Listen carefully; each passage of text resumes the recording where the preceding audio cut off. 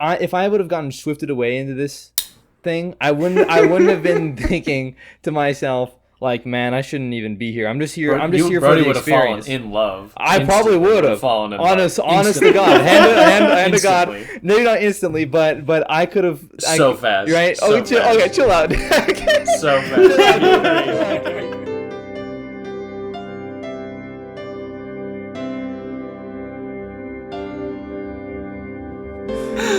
Just as a pistol that shoots rape.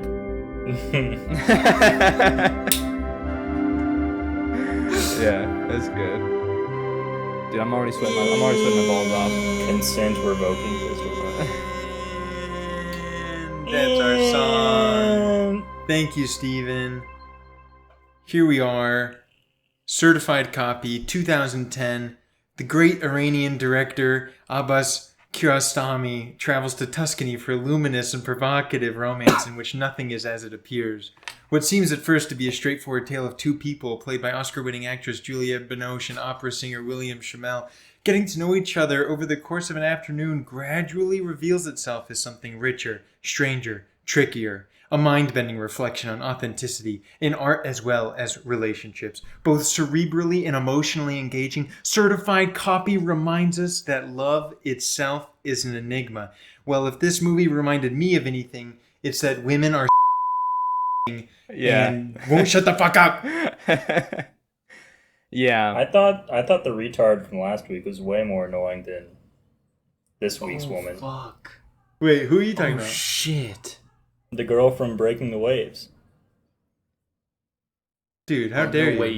No way you just called. She was no way. She was 1,000 times more annoying than this woman. That's tough. That's tough to hear.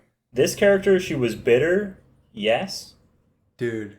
She was bitter and pathetic at points, yes, but I don't think she was really ever annoying. No, this is so backwards, it's crazy. Well, hold on, I'm joking. Okay. It was just a bit, guys. I'm not calling the girl from last week annoying. I'm just saying that if anyone's annoying, it's her. Bess is 1,000,000 times the woman. What's this woman's name? Do we even know? Elle, I think. Elle? Her name's never said in the movie. Her name's Julie. The writer is James and what is her name? It's Elle. Oh, her name. No, her name is never given. No, I know, but her name in the script it's Elle. Well, in the movie that I watched...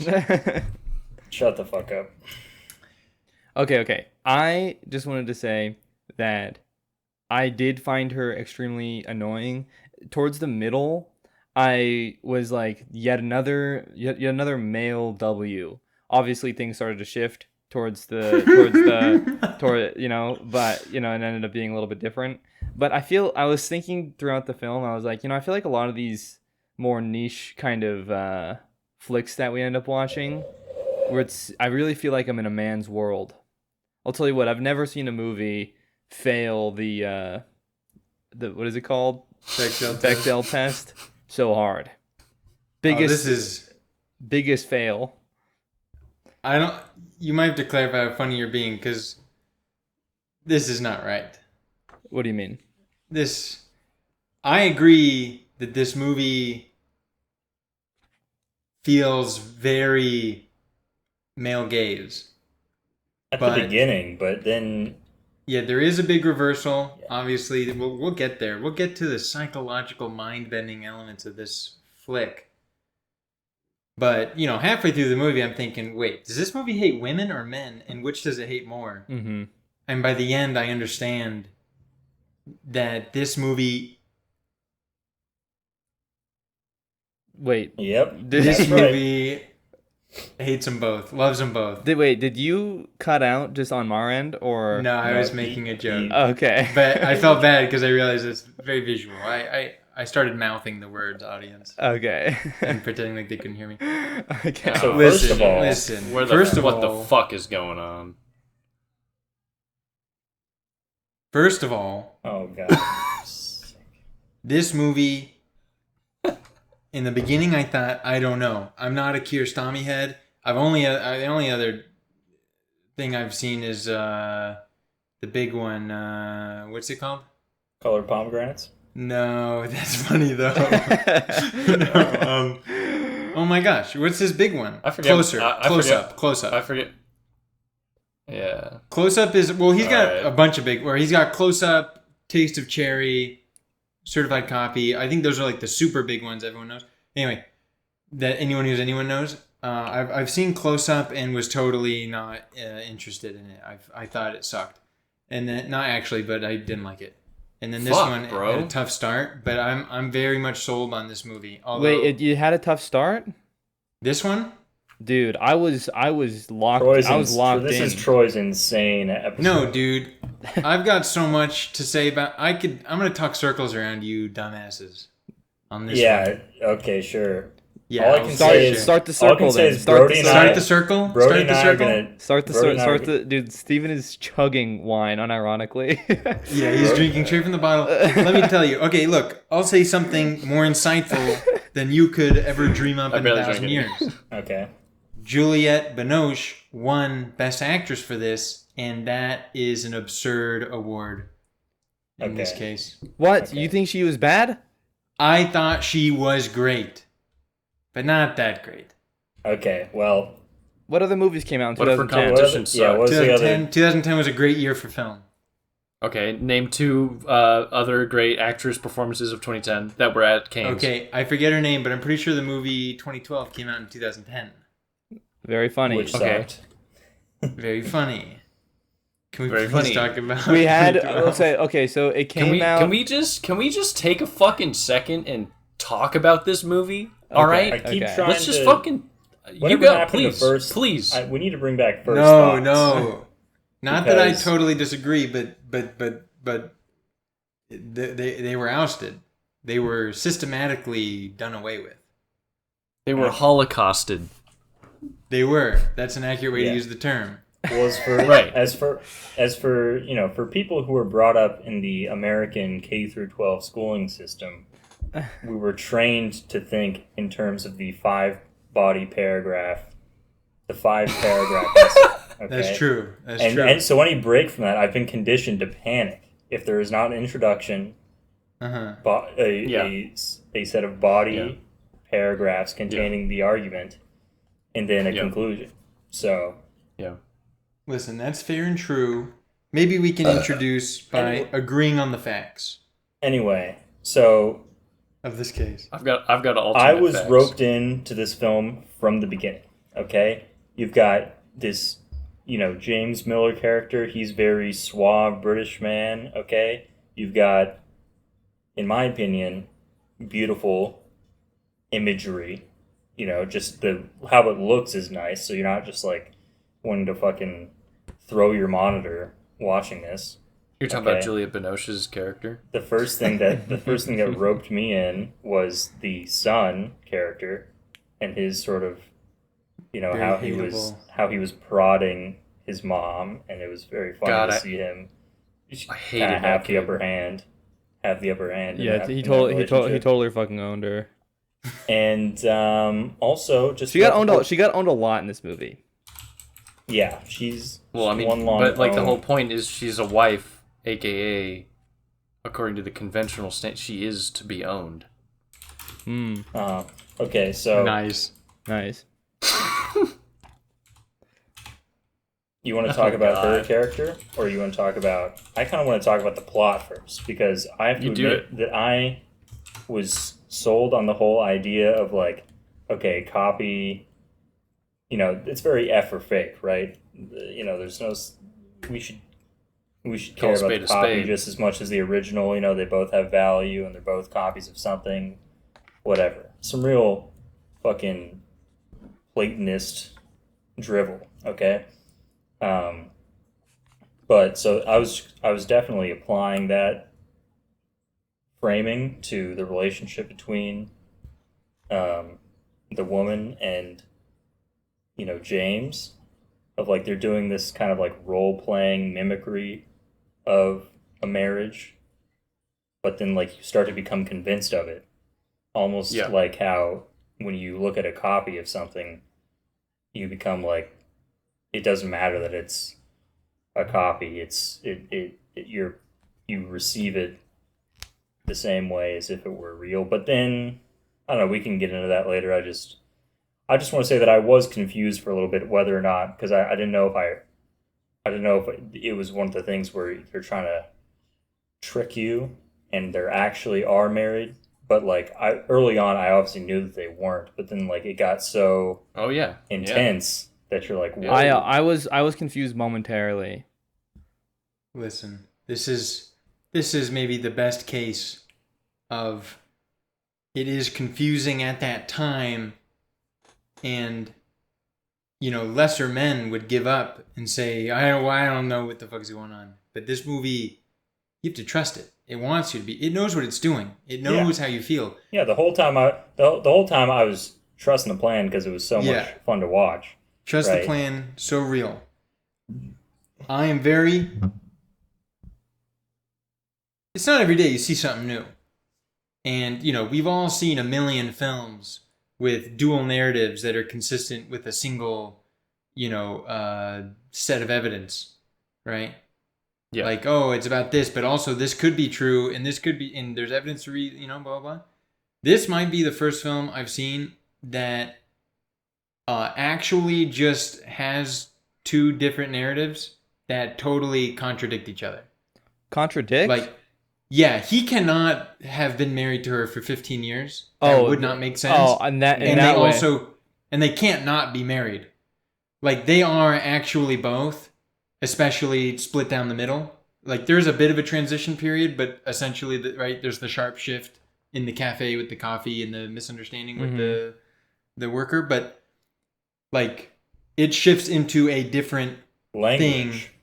It shifts into a different language. It shifts into a whole... But I'm just saying, I don't think I've seen a film that actually... right, because you can imagine this, like, it being made so carefully so as to, like, be confusing as to whether or not they're role-playing or they actually are married and all this stuff, and that both are possible. It is not possible in this film. Yeah. They are not married. They are strangers in the beginning. They are married in the end. For a moment, I agree, but go on. For a moment, I was going to say it really quick. For a moment, I thought he was 5D'ing her, and maybe this is some sort of like. Right. Well, that's part of the confusion. Yeah, I don't know if he's just like, playing into her. Yeah, like weird delusions. Yeah, and I thought he was 5D'ing her at first, and just like going crazy with it. But then clearly over time it became more. Because he goes from like hyper rational, like artist man to like he has like as much emotional dysfunction or like he changes. His character changes. Mm-hmm. We do need to talk about territory. It. There's a bunch of stuff. He freaks out about the wine. I just want to quickly clarify one thing.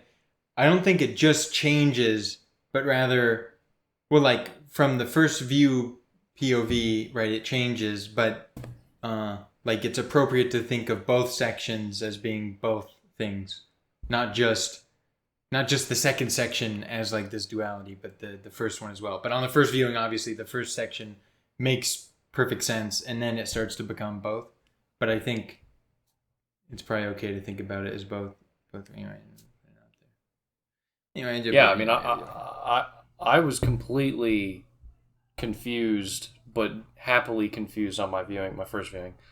I literally, just to make sure I wasn't being psyoped, I looked up things about the film after I watched it the first time, and I was like, did I fuck up somewhere? Did I miss some extremely pivotal thing? What the fuck happened?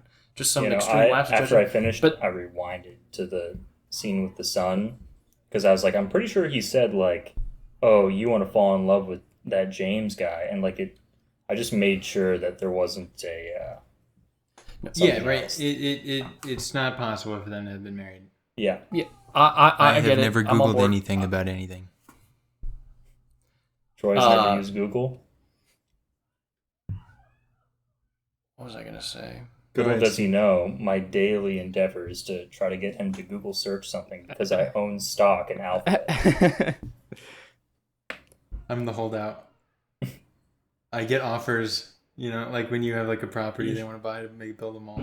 Do you know that movie from 2008? I think it's called like Election or something with Kevin Costner. where like the election comes down to his vote, like the presidential Oh election. yeah, it's called Swing Vote, and I've seen Comes it. down to his vote, and like they follow him around, and they try It's to like. so awesome, dude. That movie is so Yeah. insane. But that's like you, but with like search engines. Yeah, So Google's coming to you. I took some notes. Okay. Swing Vote. I took some notes. Jacob, I love that. We're gonna say yay or nay to these ideas that I've written down, okay? Love this. Or maybe we'll just go to the first one. I'm just gonna read what I wrote because I was just kind of schizo writing the whole time, thinking I could probably use this somehow.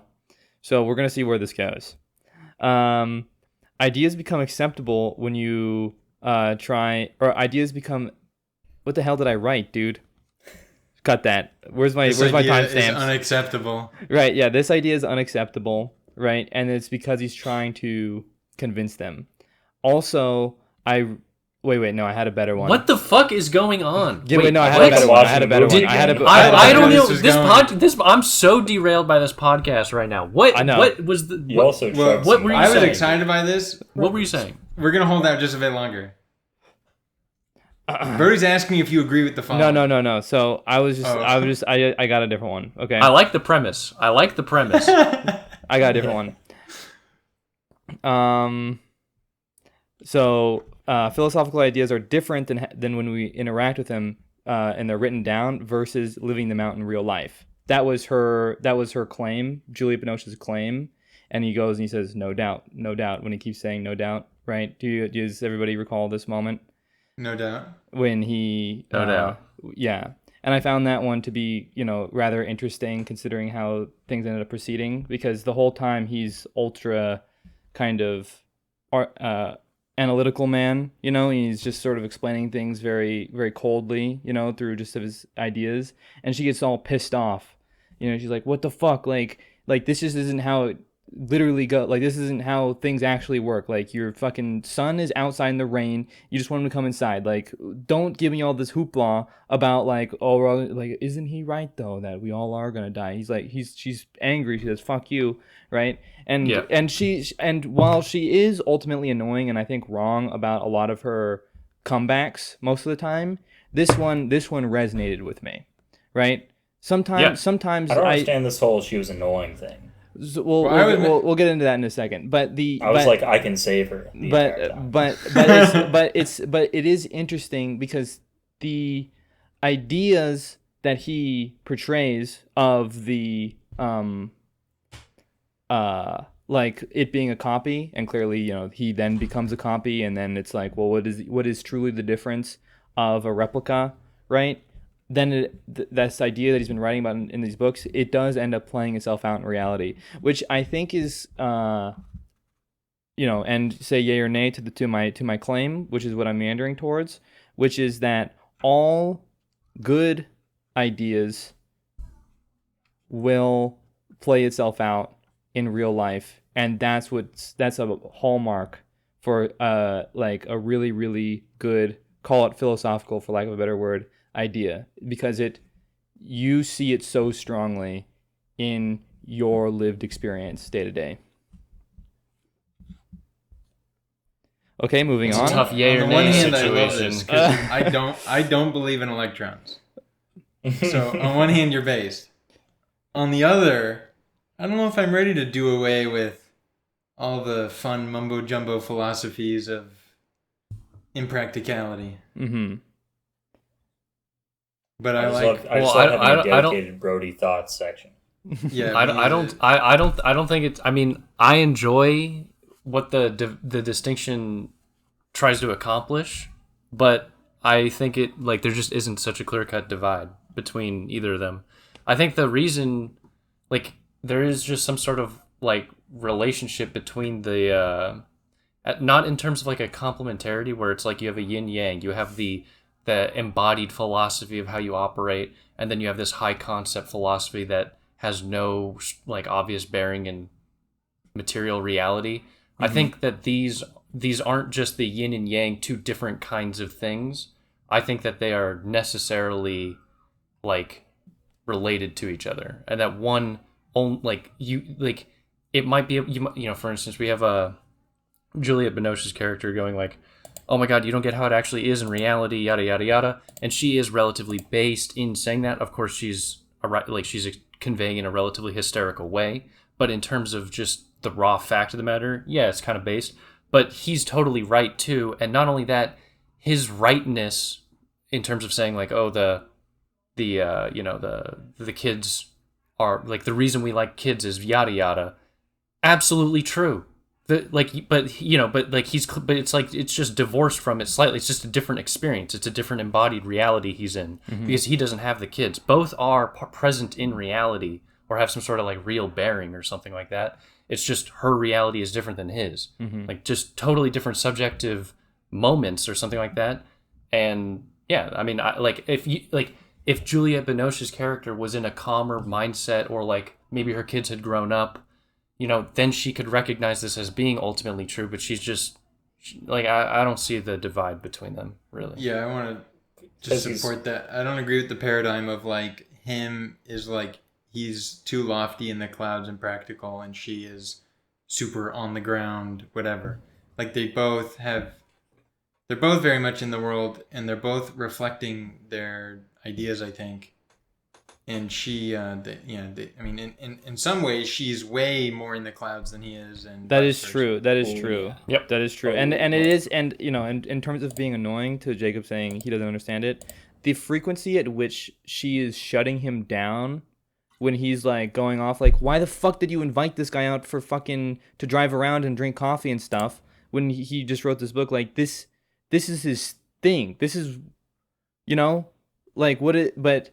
And then obviously, like maybe not so obviously, but which she doesn't want all that. Well, all she really wants is the hand on the shoulder, just to be there. And I don't know how I feel about. Well, I think she wants the fantasy of marriage.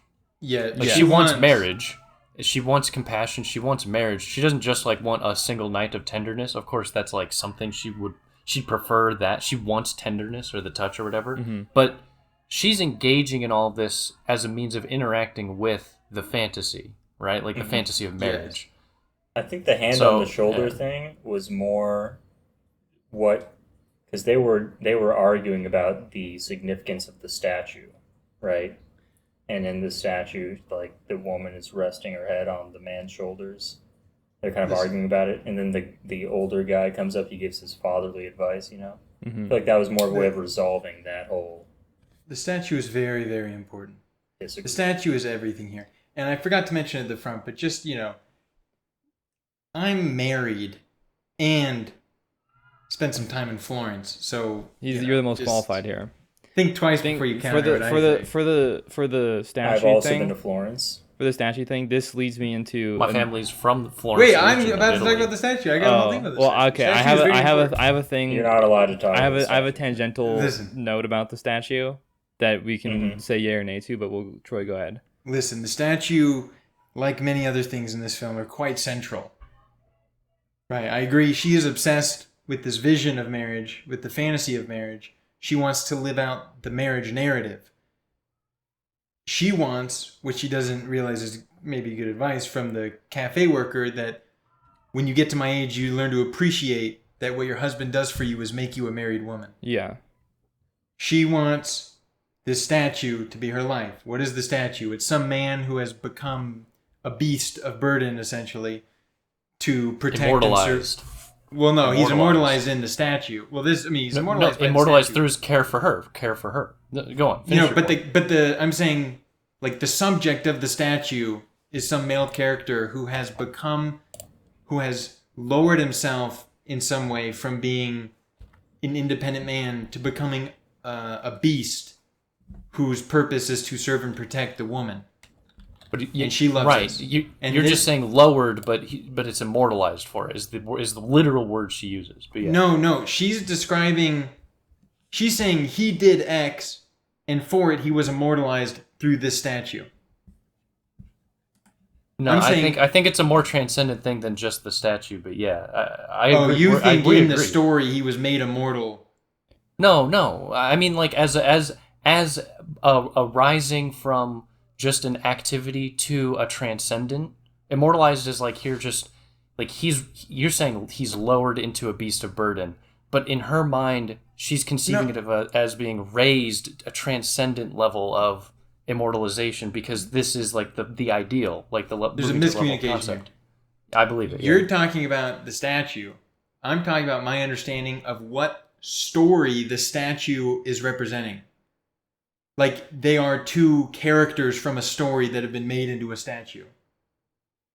Like, if I'm, you know what I'm saying? Yeah, I get it. I'm talking about Juliette Binoche's subjectivity in relation to it. Yes. That's what I'm talking about. Okay, yeah. But the statue. All right. Okay. Anyway, this, I think, is moderately central in that the man often feels... what's his name? James? James. Maybe. James is to a good... It is James. James is to a good degree, right? Like, I speak my language, my family speaks theirs. He does the work, he does the thing. He's very independent, right? Two people can't just hang on each other, you have to blah, blah, blah, blah. So I think he's very averse to the vision of the statue where he's like, what you're asking me to do by compromising is to, like, she wants some guy who's going to, denounce his independence in service of her, denounce his penis. And, anyway, I just think that's like important. Yeah, we men can't just hang out all the time with our women. We got to play golf sometimes. We got to go to work. We do have to play golf. They want us to just carry him around so they can rest their head on our shoulder and feel good. Yeah. And this is ultimately, go ahead.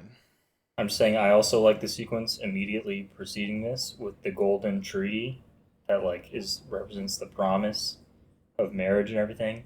And you have him, he's like refusing to go in to take a picture with this other married couple, right?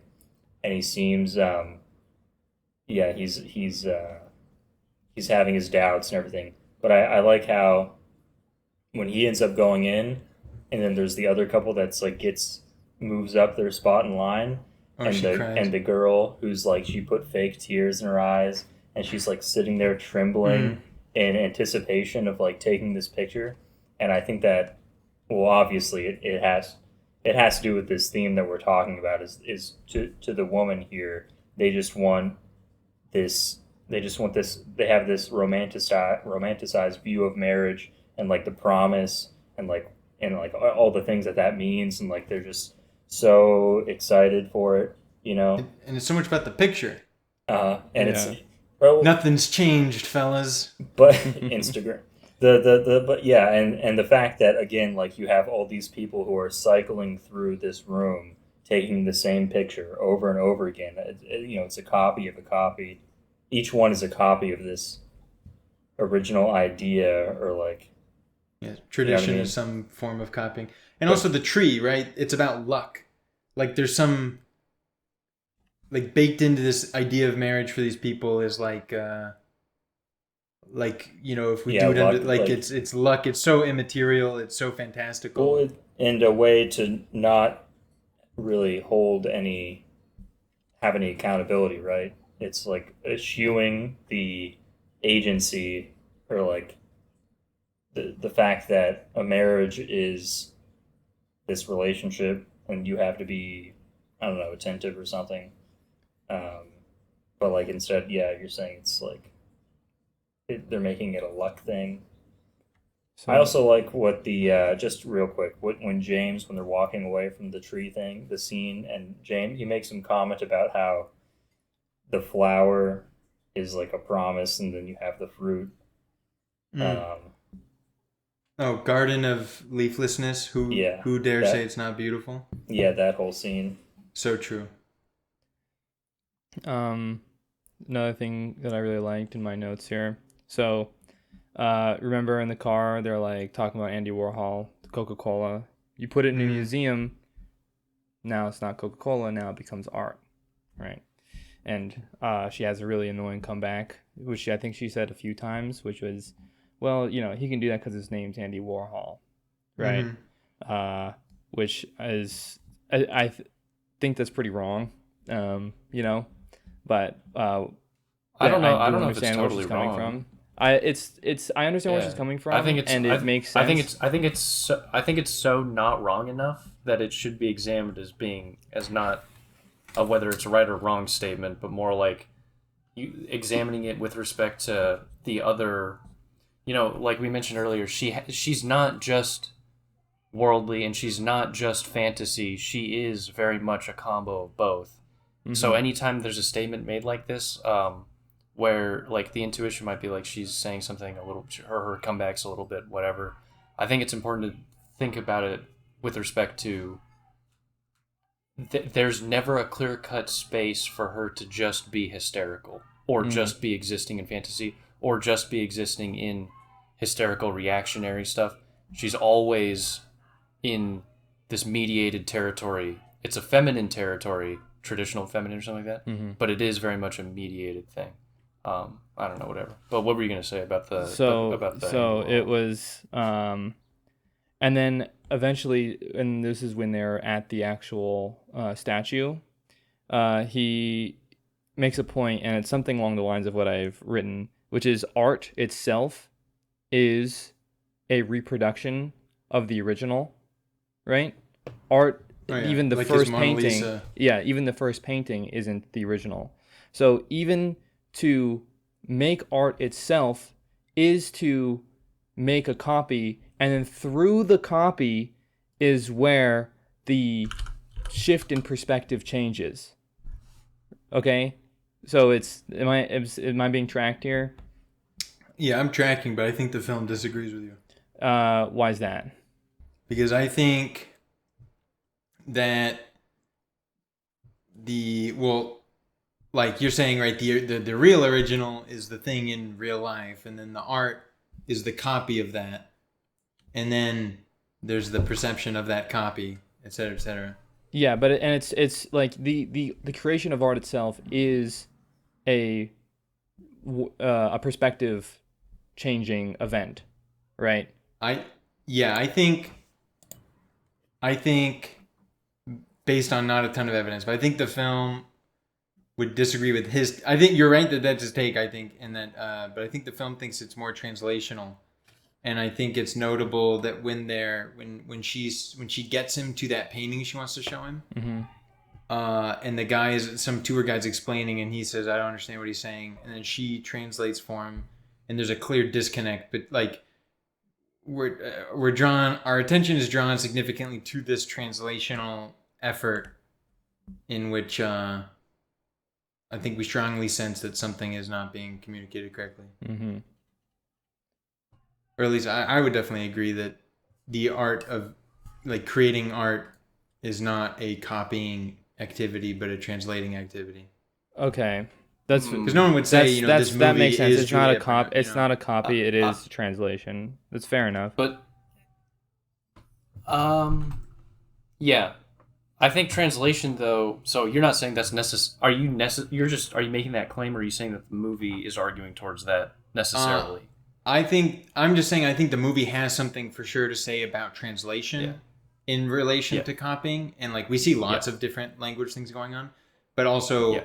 I am also personally much closer to thinking that a creative act, like making an piece of art, is closer to translation than it is to copying. Even though copying is, of course, the goal of all translation. I mean, not technically copying, but copying in a different language, right? I'll say something after, Jacob. Let's get real here. Art is about representation, representation. Okay. Art is called. Where the word comes from, right? It means artificial. It's the artificial version of what's actually out there. Well, that just means that it's been created, not like. And you know what language is also about? Representation. But Schoenberg. Representation. Schoenberg said, "One paints a painting, not what it represents." So true. And that's exactly what Adorno's line of thought is. And I have to say, I agree, and I see art in the artifice level of artificial. So not our connotation of artificial, but like artificing, like creation. And I think of it as being just a generative act You are creating a brand new thing. I know, Troy. I think you would share that sentiment because you would say that the translation. You're saying that there's. I think you're imbuing translation with. I think you are in a good way, imbuing it with more generative goals and potentials than like what maybe like like the average person might. Because I think a lot of people think of translation as being a copy device, but ultimately, when you're saying translating reality to art or something like that, translating a representation into art, whatever, that this translational quality is, you're saying it's necessarily a creative thing and new things are being made. Would you say that or no? Quick question. Are you maybe unknowingly making a bunch of noise doing what you're doing in your chair? I don't think it's my chair, but it could be. Well, no, I'm not hearing it. I'm just seeing it. My chair is nothing. The neighbor, dude. But there's I can't hear shit. The neighbors are so loud. I can't believe you guys can't hear it. I can't hear anything. It sounds quiet there. It's coming through the mic. It's all over Audacity. It's okay. Terrible, But I think I don't think we should or can go down the deep hole on what is art, but sure. I think it basically I think it depends. But I agree with everything you're saying, right? Like, for example, I think to be a non-idiot today and make art, you're almost certainly doing much more of you're painting a painting, not painting reality. I think like there has historically been, right? Like it's hard to, right? In general, I would agree, right? I'll look at a painting from, Renaissance and say, well, whether the artist knew it or not, he was painting a painting, not painting reality. But the artist would generally disagree. I mean, assuming it was a real subject, right? And like this is all, right? Like, yes, Impressionism and all this stuff is like where shit starts to go crazy. But so I just think when we talk about reality, or we talk about more broadly as the real or something like that, but not even the Lacanian not the real or anything. Yeah. Not the real. But when we just talk about reality, though, I tend to, without a comprehensive argument or extreme understanding of the whole field or whatever, just that no. I'm just trying to say that in my mind, you are painting reality, but only insofar as reality is generative. Or rather, the process of making art is a generative act whose goal is never to actually capture a thing that exists in some sort of present reality. Your goal is to create more reality, literally in a generative space. And you're going to use through lines or components that are, common across, like, say, subjectivity, or common across the material properties of the world. You're going to use lighting. You're going to use material and metaphysical properties that exist in some capacity, but you're also going to be generating new combinations and more. You're generating more. Yes, I agree. Yeah. You're a surplus. You're generating a surplus. You're without getting all crazy technical. Yes. Okay. Like, I mean, I don't know. Surplus versus distinct and new or unrelated to whatever was actually there, something like this. But yeah, for sure. Although it is interesting, maybe to a lot of photography in this movie. We're talking about, I don't know. I'm trying to bring it back to, like, notably at the time Impressionism, cameras were also just getting developed. And so, like, Impressionism was all a big deal because it was, like, no longer trying to paint what's out there, but paint the way the artist sees it or whatever. Mm-hmm. Cameras were starting to really change shit for the way people saw painting and all this stuff, because then they could capture the thing itself or whatever. Yeah. And, why are these broads so interested in these photos of their wedding day? They think it's going to capture it. I'm just trying to bring it back. I'm just trying to bring it back. Yeah. I listen, think this movie. Yeah, but I think the answer is they don't. They don't think that it's going to capture it. Instead, their goal isn't just to capture the moment. Their goal is to create Their goal is to create a fantasy moment that is like beyond the present reality. And so true. They're curating this. Because it's like just a creation of art in a sense, You're talking about Instagram stuff, right? No, in some cases, maybe curating a moment of super reality. Yeah, sure. Don't it applies to that too. This is sounding spot on, bro. Yeah, it's certainly related. Yeah. No, it's definitely related. It's undoubtedly Don't even get me related. started. Listen, I have another disclaimer, but this one's a bad one. This one speaks to my, I want to say incredibility, which of course I am, but my lack of credibility would be better. I did watch this movie with my lovely wife, which is a crime against God to watch a movie with someone else. To audience at home, you take that to heart. What You're about always parallel, watching what it. about You- parallel play? Parallel play is permissible so long as there's no point of contact between you and the parallel player. Okay. But aren't you always watching it with someone else? No, Like, just there's me, no myself, way and I. outside of that. No, you're watching it with God. You're watching it with Yes, it's between this. No, perfect. everything. It should be between Yeah. you and God, and you, God, and Okay, the so film. not yourself. Those are the three people present. Okay. Anyway, I don't know. I feel like I don't know if we're jumping the shark, but there's obviously big shit about copy art, all this stuff, blah blah blah. Yeah. But that feels way less penetrable than the gender commentary that's going on intensely at all times. There is pretty major gender. I didn't write. Well, yeah. I think it's That's funny what I'm how, taking away. And my wife and I argued for actually a few hours about That's all this awesome. different stuff. It was awesome. Wait, I really? think that's Yeah, it was so sick. Dude, that rocks. I'm trying to think now because we talked about all this different shit. Although think you're right? she did fall asleep at the end. She did fall asleep near the end. Then, It was like- then it is. Then That's she even more all things that she said needs to go to the that means garbage. she understood That's the true. film more. fruit because- of the poisonous tree. She understood it so well she was bored out to sleep. Yeah. I like how it doesn't just present him as like cold, masculine, rational, you know what I mean? I like how it sort of gives him that freak out at dinner. You know what I mean? Why does he freak out? Can I quickly just summate? They're having this fight. He's getting more upset. She says that she loves this. She loves the stat. I'm just because I think it's super important, and I am confused about why he gets so upset. So just a I quick can relate to it 100%. quick chain of events leading up to it is right there at the statue. She says she loves it because she lays her head on his thing. He says that's so fucked up. That if you saying that makes me hate everything, hate you, hate art, hate the world, blah blah blah. She tries to get them, blah blah blah blah. We all know what happens. Then fatherly guy really goes out on a limb, says, "Look, I don't know what is going on in your life." And which, by the way, we only really see two other functioning couples in the film, and this is one of them. The other one is the elderly couple we just see walking. But, I mean, still important. But anyway, this couple, he says, "Look, let me give you advice, young man. I don't know what's going on, but your broad is clearly upset. Let me give you a little advice. Put your hand on her shoulder, and all your problems will go away." Right? This is pretty wild to tell a stranger. I felt bad. James hits him with the, yeah, thanks. We got to go to dinner. But then immediately does it.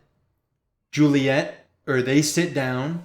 He's immediately quite rude to the waiter. Nothing takes place really between him putting his hand on her shoulder and him being very rude to the waiter and insistent they get some wine.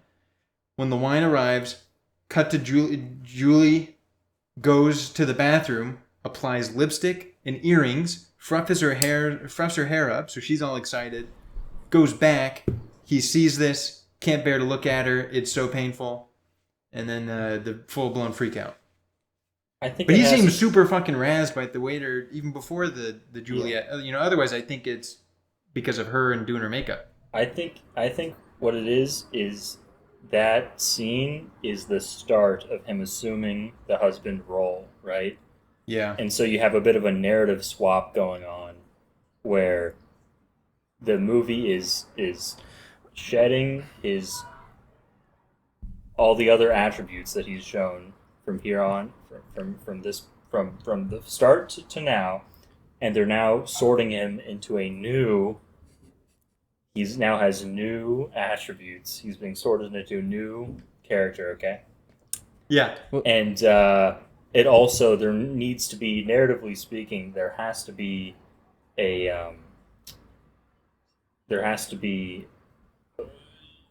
marriage has to be kind of dysfunctional, right? For this narrative to kind of work in the way True. the movie wants to show us. And also, And I think the best way to do that And this, listen, I'm committing a crime. Okay, she's obviously been kind of crazy from the start of the film. Okay, so it wouldn't make sense to double down on her being crazy, right? So they got to make him a little crazy too. And just to put the cherry on top, Takes two to tango. just put the cherry on top. Setting all the things I just said aside. I don't think his, like, how he's acting seems pretty par for the, like that. How he's acting true. makes sense to me for like a husband in a kind of. It's relatable, you know. He's frustrated with her, and she's.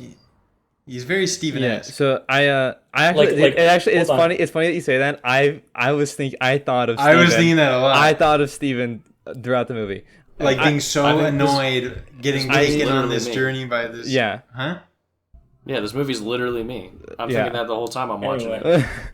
Well, I think Please, I the real point. So let's set the jokes aside for a Dude, second. her putting the makeup on. Brody's got to say I something, think the bro. real Oh, point. sorry. Wait, Brody, hold on. Brody is on the. And then I got to say something. Brody, put the rope down. Finish. Put the rope down. Is that it's so, his behavior is so relatable because we've all been there.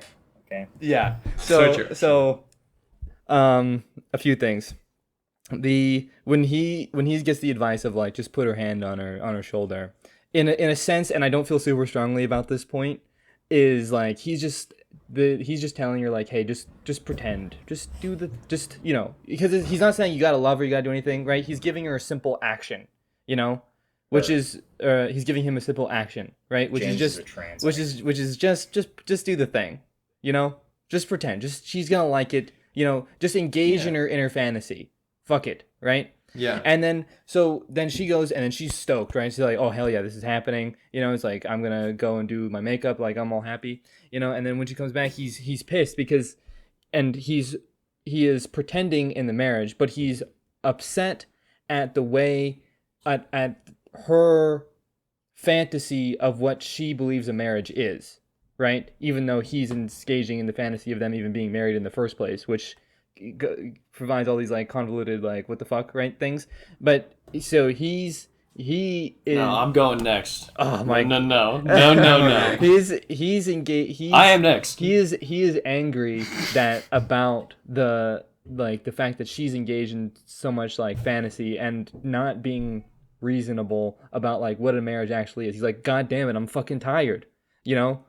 Like, what do you want me to do? Like, just have this ultimate like loving thing? Like, I'm out doing this stuff, right? I come home, I'm tired as fuck. Like, for the love of God, let me sleep. Like, haven't you ever been tired? I know you've been tired before you fell asleep on the damn road, And so, like, while he is kind of being schizo and angry, and not explaining himself in a very calm and rational manner as he has been throughout the rest of the flick, but I can't help but to feel for the guy in spite of the fact that this is all, this is just pretend.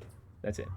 Indisputable, and I think it is interesting when you're talking about the guy, right, with the man's request. The fatherly advice is really a request for him to just engage in the fantasy, right? Very much like the statue, right? He said, look, just, lower yourself a little bit and appease this woman, which, this is only one of the two couples, and he's basically saying, look, your broad's acting up. She seems to be giving you a whole bunch of bullshit. All she really wants is for you to touch her. Just do it and she'll shut the hell up. Yeah. Which is not a very great vision, right? Like, what is this telling James, right? Like, oh, this is what I have to be happy, is just like give in to this fantasy world that these women apparently demand? Steven. I got to go after Brody because I actually listened to Brody. You guys are just thinking. I listened to Brody the I whole can't time. wait I've till been Brody's listening the done entire so time. I can say my. Listen, good I'm gonna say that now that Steven doesn't want to go, I'm just gonna say I That's I fine. disagree with Brody's assessment here. Okay. I don't think it boils down to a simple frustration with her fantasy. I think that he's not, because that what you're assuming there is you're assuming that he's still occupying the role of like the analytical, rational male, and he's just annoyed with her bullshit, right? I think he has his own bullshit now that he's assumed this role, right? And men can be kind of feminine and petty like that too, and that's what he's doing. is he's like, well, what about the how do you want me to act? You know that I still love you even though I fell asleep. Like, this is all. Come on, Dude. When she hits him with the doze, Dude, it was so that bad. was epic. Although, okay, joke's over. Steven, please say something. But I do want to talk about that. No, I basically agree. You're good. I agree Oh, with no. what you I said, think- basically. I think the way what that I she could was- add is basically non-existent. Okay, I think the the way dozing that she was thing, looking at him she's during- right about that though. Or that's a good. I think that is a good. Like the cases they make and the two examples in question are a good like thing to think about. Like, right, she's mad that he on their 15th anniversary got home and went to bed. Right, he didn't show sufficient like sacrifice and respect for the narrative of their marriage. And and he's saying, "Look, I was fucking tired. I went to bed." And then hits her with the, you were driving with our son in the back seat. You fucking fell asleep. Does that mean you stopped loving the kid? She says, "That's not the same thing."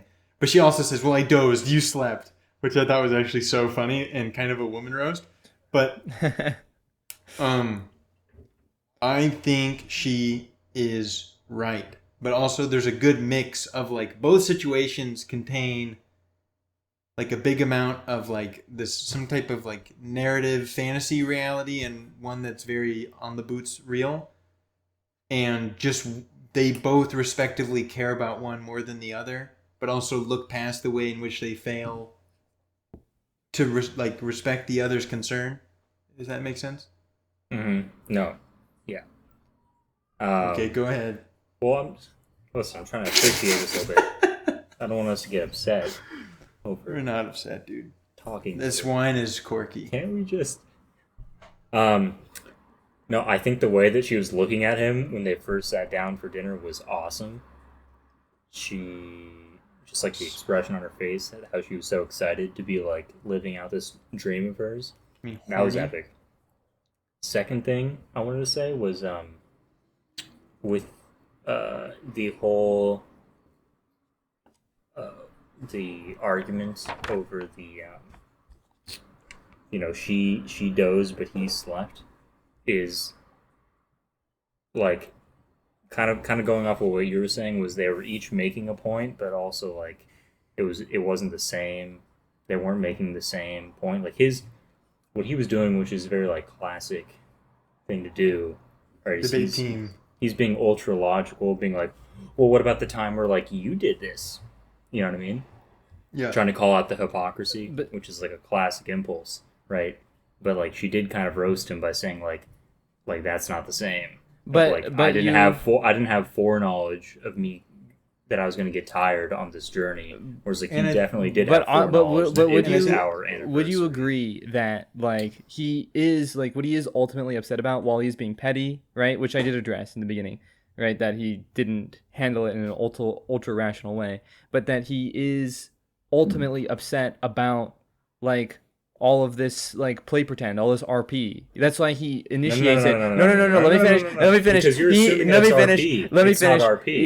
It's He real. initiates It's it. He initiates this whole thing by saying how mad he is that so I go into the restaurant and I ask for wine. And then no matter what they give me, I'm supposed to look up to the side and say, "Oh, this is wonderful and this is perfect." Right? This is the RP that he's like, and then this leads into his next thing. It's this like, how are these things not I don't think I conjoined? necessarily agree with that. But I will say that I definitely, while watching the film, I was hoping that it was RP because it was just so much fun to imagine that it was what do they call it? Improv. It was a lot of fun to imagine it being improv on his part to start making up things that he's upset about in their marriage. Yeah. To, like try to take a wrecking ball to the fantasy. But I think that it ended up like, it's real. It's both. Well, no. So I think Brody's right in that the RP that's going on, the RP that's going on isn't the role of playing husband, which had already kind of been embarked on a little bit before that. Just basically after that cafe scene, he's entering into husband wife role. But I wanted. That's not the point I'm trying to make. But Brody's correct in saying that there's an explicit. It's not really an RP within an RP. It's just there is a when he concedes and puts his hand on her shoulder, he is immediately castrating himself and lowering himself in the way that Troy was saying to the bowl, and he's lashing out at this entire dynamic that's going on. And as soon as he's inside, he regrets having done it because now he has to conform. Everything around him, he has been rendered completely castrated and impotent, and he's just dealing with the consequence of the fact that he is not able to actually embody the ideal for her, and he is going to lash out against that because he knows he's playing a role of something that he cannot be. So at the slightest thing, like the wine, he will just lash out because he is primed. He's not being himself. Mm-hmm. So true. Plus, she hits him with the makeup, which is, I think, one, I was cringing so hard. I felt so sad for her. Yeah. For so many reasons. But also, to him, I would It's just think a signifier for her fantasy. Well, it's like, Yes, yes, fantasy, yes, and yes. it's like hugely insulting. Like, I think there's an implication that he won't pick up on this, maybe. Like, she accuses him later, or not accuses him, but she says later that she thinks he didn't notice. But, like, thinking, like she realized, oh, he's going to give into my fantasy, time to really take advantage of him in that way. Well, and also like reward the good behavior, right? Which is just so castrating. It's like, oh, you did the thing, now you get sexy time. You know, it's just like, Jesus Christ. Yeah, sniz o'clock. Yeah. Well, I don't know. The thing, like, I was kind of on board with that interpretation while watching the film, but I think it might be interesting to think about these just being like two separate. Like, there is some sort of like an actual like metaphysical change or something. Like, he isn't lashing out because he knows that he just gave in and now he's like being transformed into the husband. Like, I think that it's, I don't know, it's just, I think seems more interesting to like think of it more implicitly. No, you're needlessly denying the opportunity to see it both ways. No. I'm injecting the second way into the conversation because it seems like at least the way that Brody and Steven were talking about it is like he is aware that they are not actually married, and now he's lashing out about it. Because when I'm saying they're actually married. No. The whole like because of this role that's been put on. But the whole RP of them even being married in the first place, like that's like serves as like the container, right? But then what he's lashing out about is the RP of giving into her fantasy of what a happy marriage looks like, right? All of the nice, cute couples who are just now married, in the background, right? And then, he's angry. He's like, now I gotta fucking deal with this dumb bitch. I gotta fucking put her hand on her shoulder, right? And I get rewarded now like a good dog for when I comfort her and stuff. And I gotta say, you look so pretty today, sweetheart. And like, he's like, I'm tired of this shit. Like, I just want to enact like things. Like, I want to say the wine sucks. That's what I want to say because it does. It's quirky. It's quirky. It was quirky, by the way. And I also... Well, no, but I want to push back a little bit. That I don't think the RP is the container. I think the RP starts as a container, but definitely dissolves away. Like, yes, I think Jacob is right. Like, they actually are married, and they actually are RPing. Yeah. Like, they're... Okay, I just want to... The only way in which RPs... The only important RP that's going on here is just the everydayness RP of being in a marriage. Yeah. Like, even if you're actually married... Marriage is the real RP. You're playing the role of a husband. You're playing the role of a husband, and you're an actor. So when you have to... And then her fantasy is just this thing that you have to concede to at times. That's the only thing. So, and the way in which... The reason one would lean towards saying RP... is because it's artificial to him. Even though they are, you can call them literally married, that's fine. They're literally married. But for his subjectivity, he is not equipped to deal with the marriage properly. We might say we've all been there or like we've all had these moments, but I think his extreme reaction is ultimately like a hysterical bad husband moment.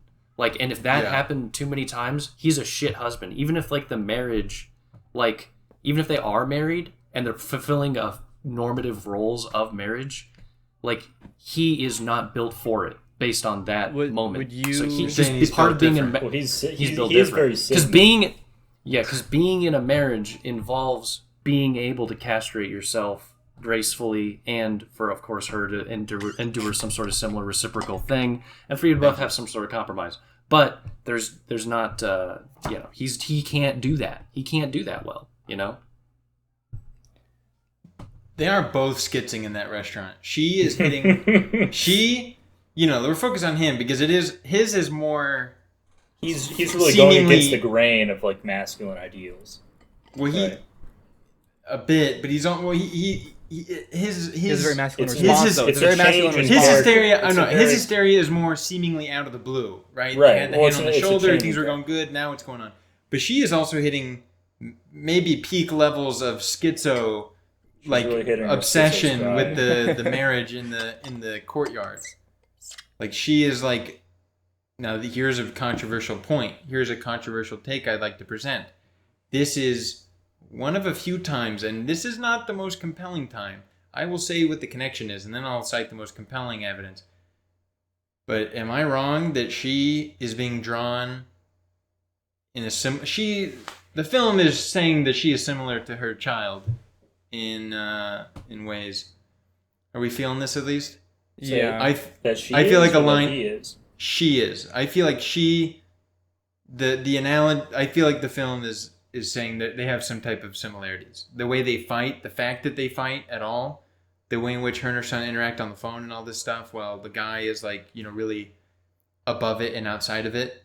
Oh, that's kind of related to the whole conversation about, children are so insightful philosophers, and she's like, he's a little twerp. I'm fucking alone, and my kid is ruining my life. Shut the hell up. Yeah. But anyway, I just feel like she's so schizo, childlike, obsessed with this marriage happening in the courtyard. But so, am I the only one who's thinking the film is drawing a line between her and the boy?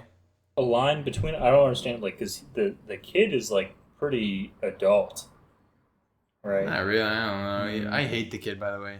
I do too. 100%. Well, I think the fries, the phone, burger too. In reflection, I'm much more like James. The phone shit is annoying, but like he was roasting her. Well, his face, his phone, his whole energy is extremely agitating. Really? I was like, he's literally me. Plus his performance. I know his performance was not very good, so I wanted him off the screen. Well, even I the thought first he was awesome. scene, for the record, you're set up to be a little bit annoyed with him because, like, of course I thought you were set up to be on his side. Well, no, him. I mean, you are only when you realize that like she has a level of hysteria. Or she has an issue. Okay, as soon as that's introduced, which is pretty early, but when they're at that fucking art bullshit, yeah, he's annoying. The fucking kid just bugging her. We assume it's his mom, and we're like, what? Like, stop, just chill out. I mean, it's just kind of annoying. And you're on her side because you're trying to identify. You need to find him annoying so that her arguments as to when she finds him twerp-like feels more sincere and true. If he was only based in chill and normal and well taken care of adult vibes, like, the problem with that is like, well, then she's just giga hysteria. The kid's not even bad. But like by having him be like a normally annoying kid, like a normally needy kid, but that's the thing is like because he's just a normal kid, like it doesn't even register as annoying. It's just like, okay, he's a kid. Well, I'm not actually annoyed, but I am thinking this kid is annoying. Also, just quick craft comment. It does the film. I was really excited in the beginning about just how good the whole opening sequence was, and also the way that the kids' activities were so successful in inhibiting my ability to pay attention to what I wanted to pay attention to. Yes. James's speech. Yes. And his volume never changes. It's not like we are actually withheld any access to what he's saying, but everything is timed and positioned so well that I find myself like, wait, what? I'm getting frustrated. Maybe I had the opposite experience because I didn't pay attention to the kid at all. I was 100%. I went. That's not a joke. I can't even tell you what happened with the kid in there. I was just like, what's he saying? Troy's gonna love this. I went and I was getting distracted by the child, right? Right?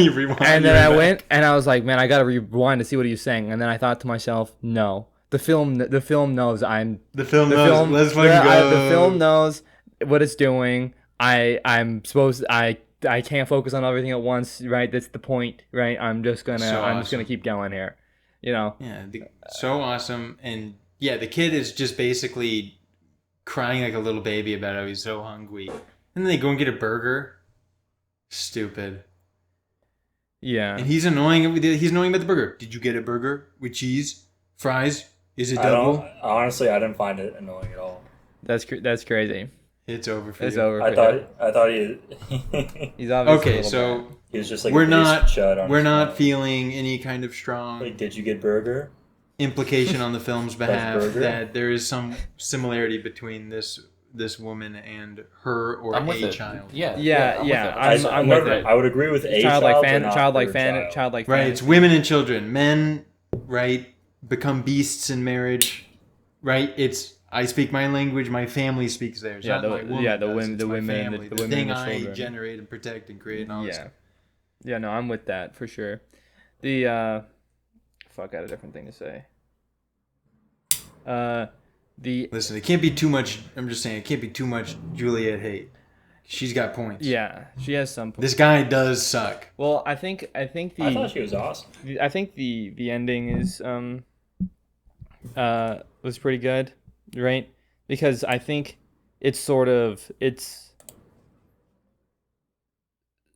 I wish I remember the specific lines more exactly aside from the way that I felt, but it felt as though it was trending or an investigating successful marriage via like compromise, right? Yeah, Because she's like, she's- if only we could tolerate each other's weaknesses, we could really do this Right, and not then grow old alone. Right, and then so he then begins to like feel as though like, okay, I will engage in the fact that you want to feel as though, you know, we're in a like a happy-go-lucky, you know, love all the time, beautiful marriage thing, you know, and you know, Is this your description of him in the like? This is what's internally happening as he looks at himself in the mirror, that's or you're describing? that's how I that's yeah, yes, Okay. but So you're it's saying this is the ending? You're yes, saying this the is very ending, right? Like or like him looking himself in the mirror. You're saying this is what's going on. internally. kind of, but also just the line of if we can tolerate each other's weaknesses,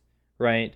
You know, he like He says no. and he's like you're and then but yes, then he's like but you're even more beautiful. Like he does that whole sort of thing, right? Yeah, he's nice. You know, he's being nice, right? And then like at the end he's like, okay, but I have a train to catch at 9. You know, and she's like, Yeah, damn. she says, please, right. if we can be more tolerant of each other's weaknesses, we can grow old together. Please stay. Let's do this thing.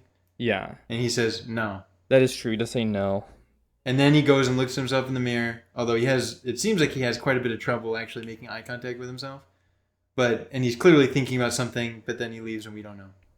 Yeah. Also, another ending with bells. Can we address that? Although I watched the extended cut. Wait, did you guys watch the director's cut or the theatrical release? I watched the director's cut and he goes back in there and has sex with her. It's a 20-minute full.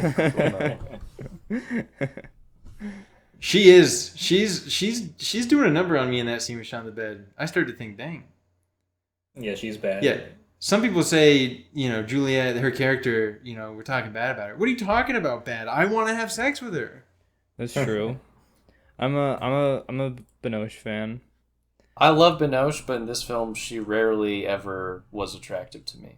When she was taking Yeah. off her shoes, I was feeling Yeah. like a little negative. The feet were kind of... No, I was not attracted to her. What? I was not attracted to her. Well, hold on. The French when she's speaking French. I mean, come on. Okay, like the What French a- ain't what a bad. language. No. The only time I actually was aroused by her was in the end when she starts really putting it on thick with the guy in bed.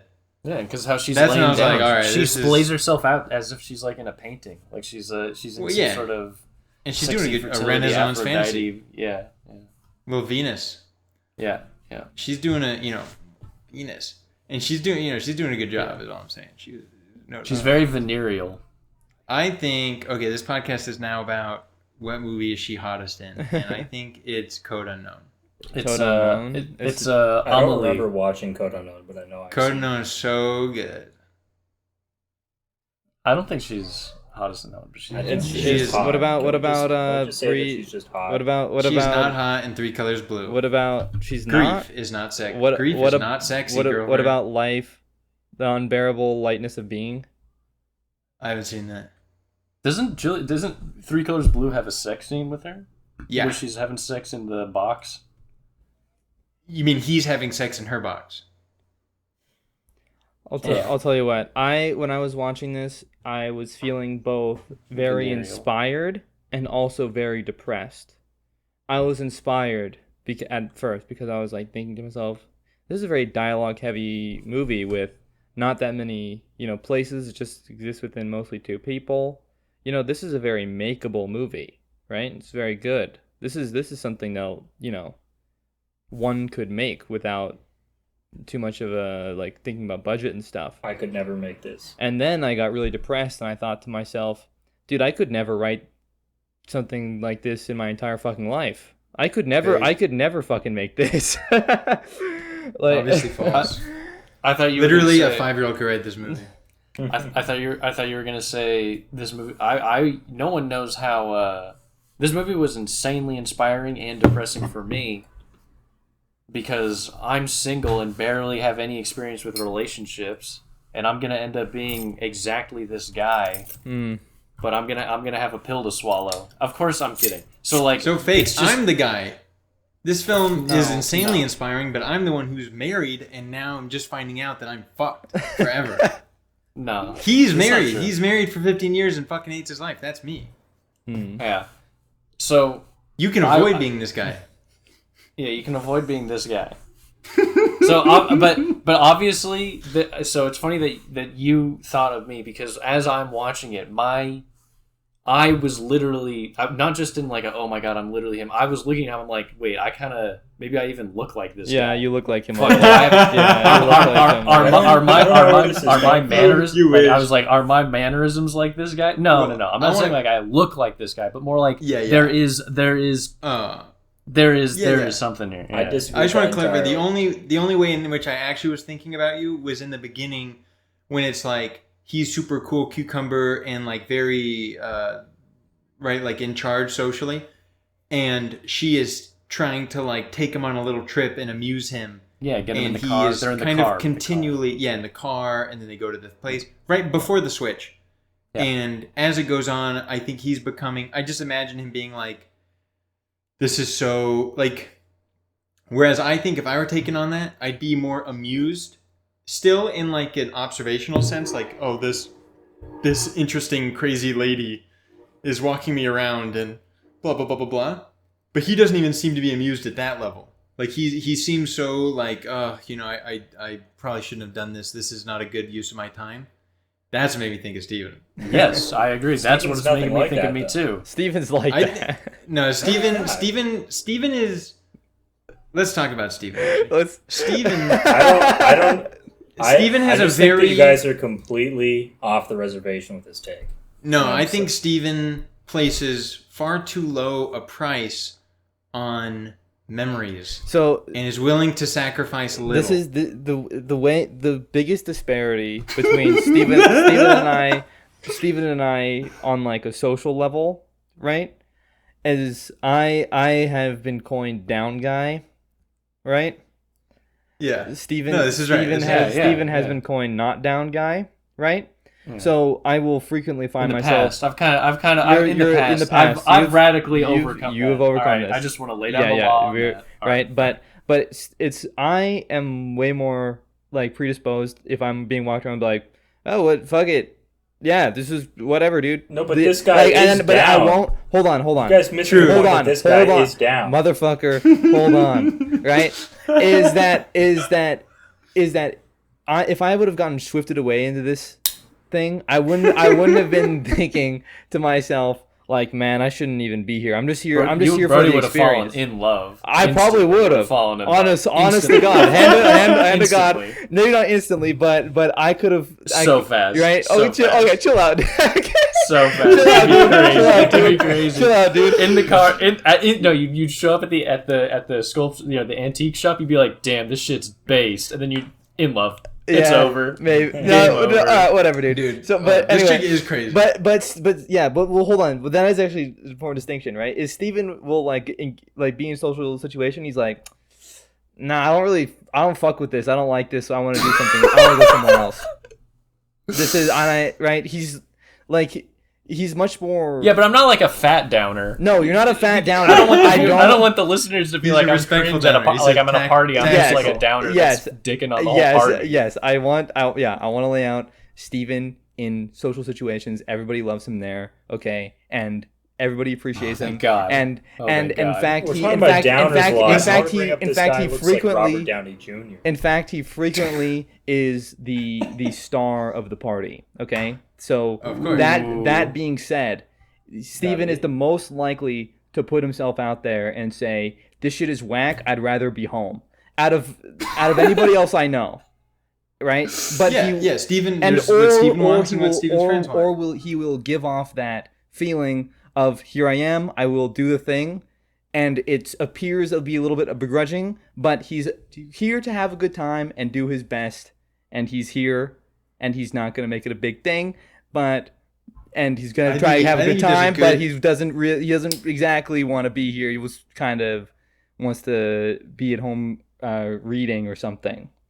Steven does a great job at not. I don't agree that he appears in any way begrudging. I think Steven is great at servicing people in their needs and desires. I do think he's good. Which is why Steven is the suck most good. liked. Steven is easily the most liked person in this larger group. Easily. the most liked. Well, I don't know about most intensely liked. You know, because I have my fanatics. Yeah. But Yeah. But people broadly, Steven makes them feel good.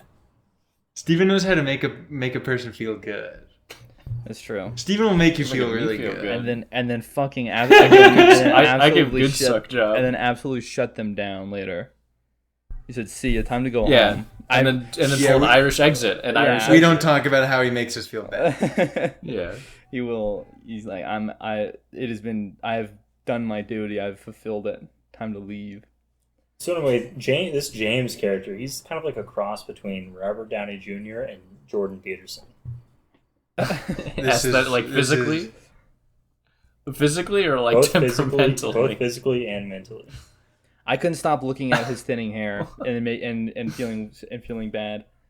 No, I he's got a actually good looked head, at his though. thinning hair and He's good said, head hair. "Damn, he's lucky." He looks great. Yeah, He's I like, was thinking it was, he's I like was thinking it was looking Norwood pretty good. 3 Max with diffuse thinning at what 6 years What's old. He's winning. What's the eyes? The negative canter or what is it? Yeah, Negative cantle tilt. Yeah. Well, actually, he's not even the Norwood scale, dude. He's on the he just has diffuse thinning, but I couldn't stop looking at it. Diffuse thinning is here's the deal. Oh, Is you have God. to do kind of a translation, right? Because the Norwood scale really only covers just The your line. basic MPB, Mm-hmm. male pattern baldness, right? BPD. But Your BBD.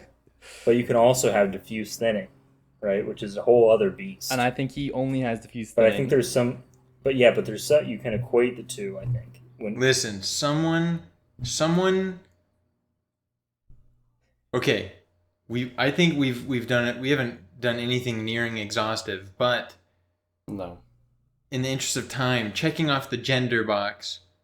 Now, can we take it to the art and copying and authenticity and the aura of originality, and then can we finally take that to the max in like the film itself as object? Yeah. So we can. I don't know if I'm prepared for that. Can we do like 'Cause- 2 more minutes of like? No, I'm jokes? prepared. Well, someone said, so true. Someone said that he's a copy of, or like, I don't know. The copy stuff seems like way harder to get into, but I want to quickly note that I think the film believes in the aura and various special properties of originality. And also, no, that's about as far as I can take it. You're saying that there's a kind of alchemical process. There's I kind think of there is an alchemical alchemical there is an alchemical hermeneutical process. The hermeneutics of Hermeneutics of alchemical. alchemy. I mean, this is here in alchemy. this is a clearly They've been doing this is is a cybernetics. thoroughly Gnostic film. Gnostic cybernetics. When you evaluate the hermeneutics of it's not normativity. It's the other one, the one where you believe that there's one substance or whatever. Monism? Unitary. No. It starts with an N. Monism. No, not monism. Not one substance, but that everything is Nominalism? Is that what it is? Pantheism? Or no, it's all one substance. I don't think. Well, so what do you mean by one thing? Nominalism is a thing. I don't Like think it's all one thing. Are we all of God? The I think alchemical nominalism is hermeneutics different. of nominalism, exemplified by the Gnostic. Yeah. Oh, I actually had an idea somewhere in there. I was referring to nominalism, but I don't remember what it means. Hermeneutics, Um, chemical. I don't know. I don't Nominalism, know. The I doctrine don't, that universals or general ideas are mere names without any corresponding reality. Okay. I don't know if I would say that the film, was it like, what'd you say about originality? Well, just like there's this, the question, like the little debate between like, is there actually something special about the original thing, right? Like the original is not just the way it is, but rather is the original more aesthetically valuable? Yeah. than So the copy? I got some. I'm gonna. So I believe that the film ultimately states that there is no difference for as long as you believe it, right? Like whatever is the perception of the Eye of the beholder. and like that's the whole thing is also between like, you know, when you transform the Coca-Cola to the museum, right? Now things have changed, right? So as long as the copy is now being presented as real, right? But the thing is that the film also takes a, like, it does, I still do think it loves the copy that, fuck, how do I say this? It still does love the copy as the copy, because when I think of that copy of the thing in the other museum when they're trying to discuss it and they're translating, remember that one, you know? But then that now that that the culture, the people have realized that it's a copy, the narrative is completely changed, and the fascination of it is the fact that it is a copy, right? Yeah, because it's a cool story. Right, because now it's a cool story, right? But I don't know. Fuck, help me. Toss me a Well, line. it's worth noting that film, as a newer medium, is one of the only mediums. Well, I was gonna say that is always a copy. Yeah, But well, it's not. there it's, is I mean, it's weird to say there's it's a always film a roll copy. out there. No, yeah. Well, I don't think it's right to say. I think it's you were on the right train to say that it's was on the right track. a unique form of art where there isn't like a clear-cut original. Instead, there is only the copy. But there isn't just only the copy. There's only the original. I think there's only the film. Yeah, like there's only the film. Other than, you know, there's different cuts or whatever, but that's bullshit. Yeah. But those are different, completely different. But I think the question is, I mean, so I don't really get what the question is, because there's obviously there's a radical difference between the original and the copy, say in a painting. There's just an insanely huge difference. Like, so massive, I don't even understand how there could be any sort of question about it. Now the thing is that the thing is just that the original. Sorry, I'm looking at the webcam and I'm seeing myself, I think.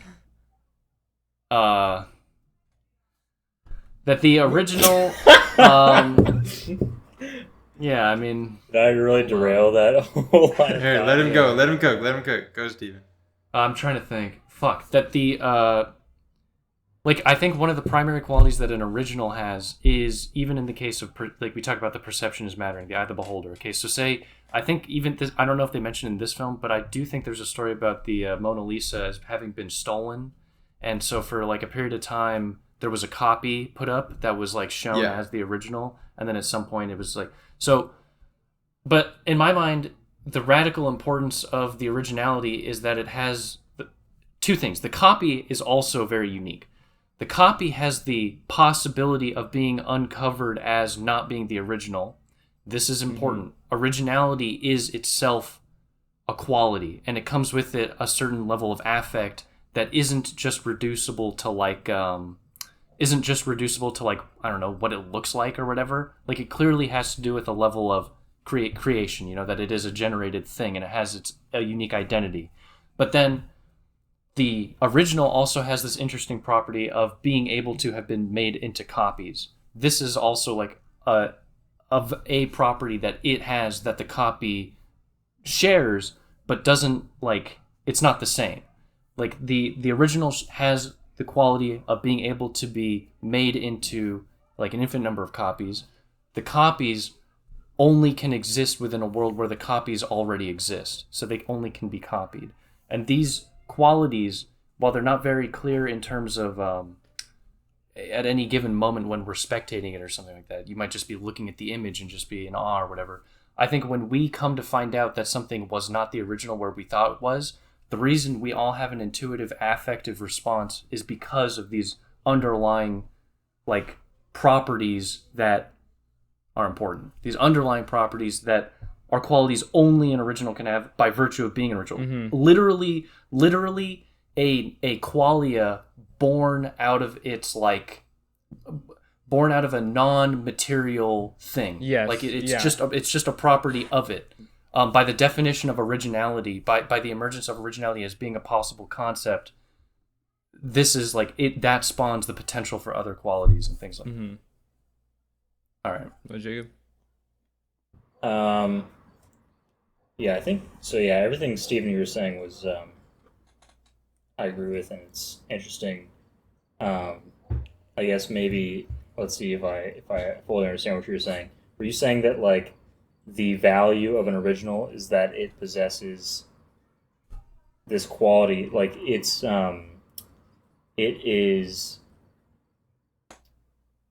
importance comes from the fact that people would even seek to make copies of it, right? Because they ascribe this sort of significance to it that like this is something worthy of being imitated. You know what I mean? And that's where the importance comes from.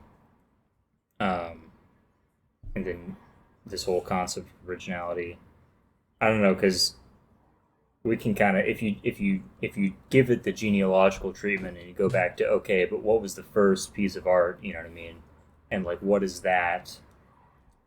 Because you could play this game like in the movie. There aren't any like strong.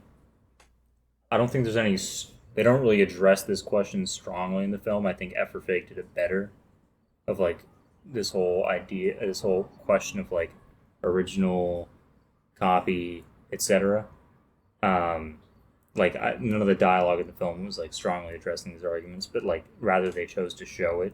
It seems like, but it just sort of, for me, invites one to question like if you were to give all of this, if you were to trace it back to the beginning, like it's not. In the movie, they're saying that like even the artwork is a copy because it's involved in this whole process of like making art, and then you have the subject that you're trying to And represent. people itself are reproductions. You know, and I think you got to go all the way back to the beginning of representation to really get to the heart of this issue, and that's where I'm going to bring in my boy Troy because he knows. Quick comment. I want to quickly say I think 100% F for Fake and this movie are scraping similar topics, but F for Fake is not about copies. It's about frauds and fakes. Sure. They're what's in question in F for Fake is But I'm saying that they actually and address origin. that film. They're addressing the topic directly, whereas this, in this yeah, film, they're yeah. kind of obliquely addressing it, and they're Well, using the idea to But, really power for, the narrative. Well, for sure. Yeah. I just want to quickly say the film does explicitly bring to mind genealogy in that it's commented in the opening scene that the word like creativity or something, I forget what the word was, or original. The word original is origin, linked to the birth. source for birth and stuff like this. So I think it's fair to think of the genealogy of creativity Yeah, or of some work of art. and then but it's it's hopefully I don't derail here, and I have so many ideas in my head. I'm afraid about how I'm gonna go about talking about this.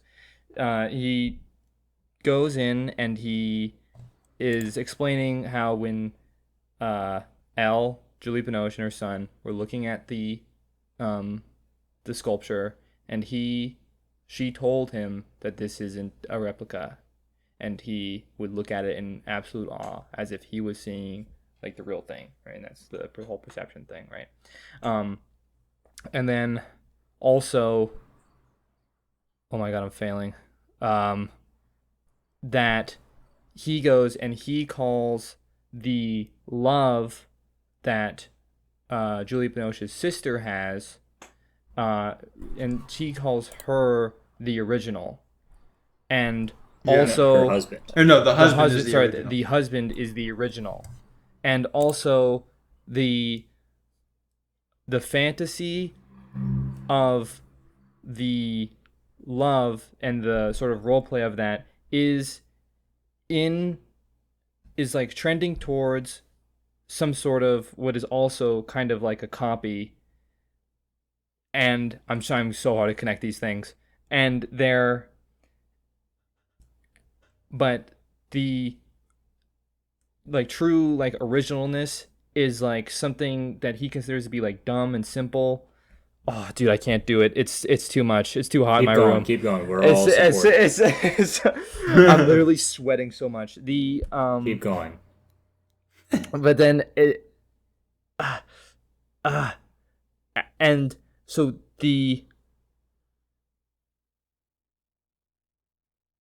What if? but then, What if? fuck. Go on. No, I might know what you're I saying. can't do it. It's too much. I'm too simple. I- I'm the original. I might know what you're saying. Okay. Copies, role playing. They do the role playing is right. He role playing as her husband, not just literally as not being her husband, but even if he was her husband, he's playing the role of husband. But her sister's husband is legit. He doesn't need to play the role, maybe. Is that what you're saying? Like, he's actually just being himself. Yeah, and it but I was aligns trying to with wrap the this up thing? into like the idea of like the core of originality and the fact like what might be this film, or maybe some sort of take about like because I do believe like what everybody's engaging in is like the fantasy, and like through the fantasy, right, they're just pretending, just much like how the kid is pretending that or engaging in the fantasy that the sculpture is real, right? But like it's ultimately like falls completely flat. It lays short, especially in the terms of the marriage, or maybe it only lays short to those who recognize that it's a copy or something, because he's only mad because he even just he recognizes the fact that this is all like play pretend. Yeah. But then if he didn't, then he would be fine. Well, so if I think that's mentioned basically at the start of the film, when they're in the car, or maybe earlier. But first off, two things. One, he says that statues are dangerous because they're copies. Copies are dangerous. But then he also gets in the car, and at some point, Binoche's talking about is it her sister or her friend? I forget. I think it's her sister. Sister, and then their whole relationship, where it's like this is the good relationship, right? Where it's like Marcel, the stutter or whatever. Mm-hmm. And that the stutter is good because it makes it like a genuine love. And he literally remarks in the car. He says some line like, "Well, that's good because that sounds like a good, simple, and pure thing." Like she believes it when they're talking about jewelry, because her sister is able to, or her friend, I forget. Are you sure it's not her friend? But maybe this is different. But her sister is able to believe that the copies are just as good as the original. Yeah. Like that's what her friend's able to. And he says, well, that's good. Like I envy that. That's simple and pure and good. And then he takes her book and writes a special note that Juliette Binoche is like, what the fuck? Now she's never going to give up that idea that the copy is he's as saying good as like the you're original. right or you're yes. But he acknowledges that to be able to find copies to be like the original is a good, is like impressive or good or something like that, and that he's not able to do that. He cannot do that. Mm-hmm. So for him, he has to artificially create things. There is a distinction between copy and original to him, to a fault. It's also this way for Juliette Binoche. She's upset because I'm trying to think.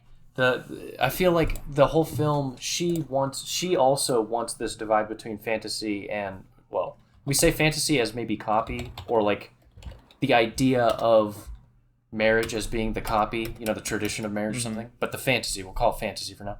Fantasy of marriage as a copy versus like actual love or whatever, I don't know, as being the original, if we compare these two things. She also operates, I think, within this divide implicitly. He does too.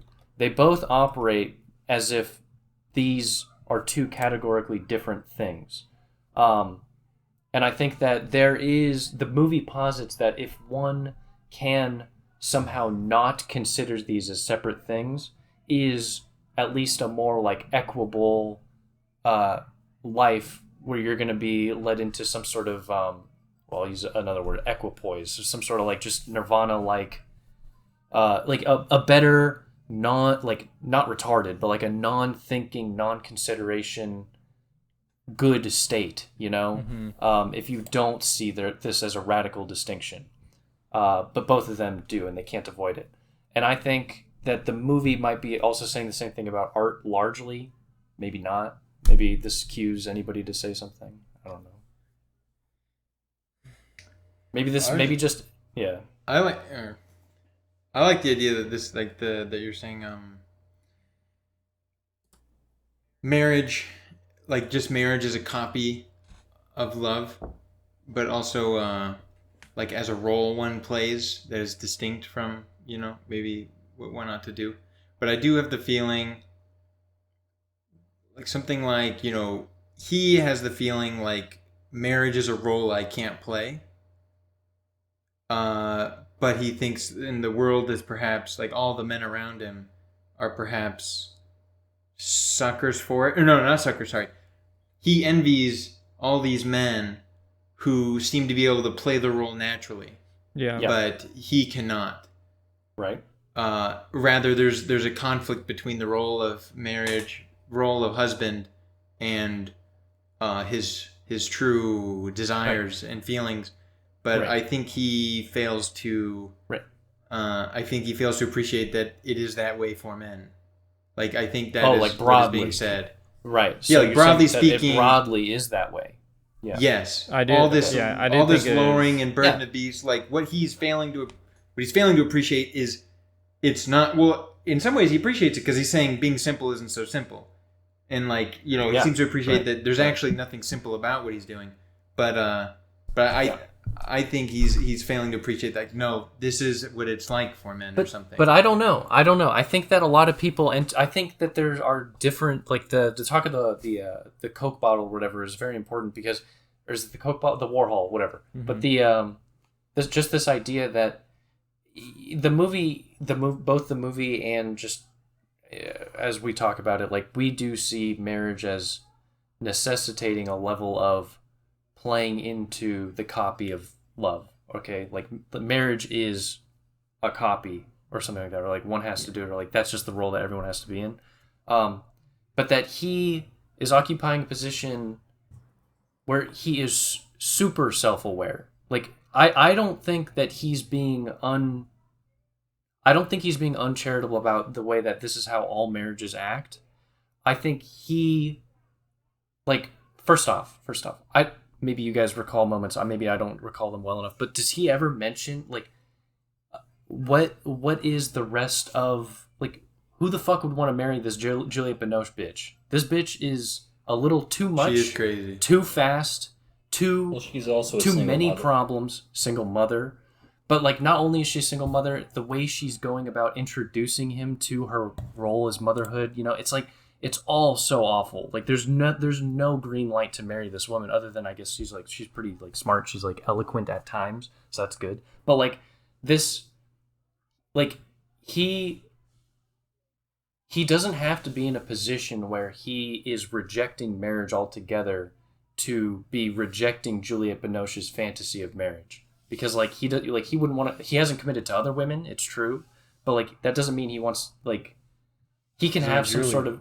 He can have some sort of mediation throughout this whole process of appreciating, coming to like using Juliette as a means of coming to understand, like in all these other couples that he's interacted with as a revelation for him, but that he doesn't, this doesn't mean.